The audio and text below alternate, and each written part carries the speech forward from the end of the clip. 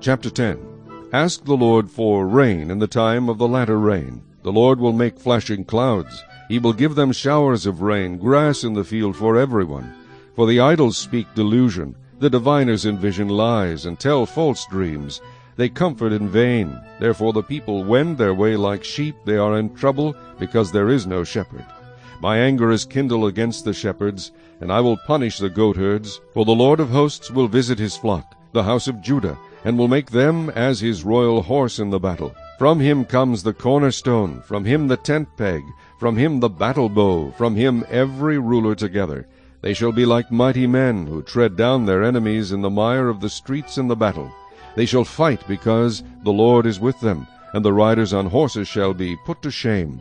I will strengthen the house of Judah, and I will save the house of Joseph. I will bring them back, because I have mercy on them. They shall be as though I had not cast them aside. For I am the Lord their God, and I will hear them. Those of Ephraim shall be like a mighty man, and their heart shall rejoice as if with wine. Yes, their children shall see it and be glad. Their heart shall rejoice in the Lord. I will whistle for them and gather them, for I will redeem them, and they shall increase as they once increased. I will sow them among the peoples, and they shall remember me in far countries. They shall live together with their children, and they shall return.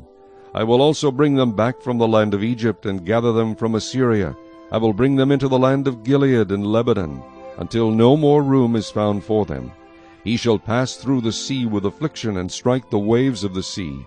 All the depths of the river shall dry up. Then the pride of Assyria shall be brought down, and the scepter of Egypt shall depart. So I will strengthen them in the Lord, and they shall walk up and down in his name, says the Lord.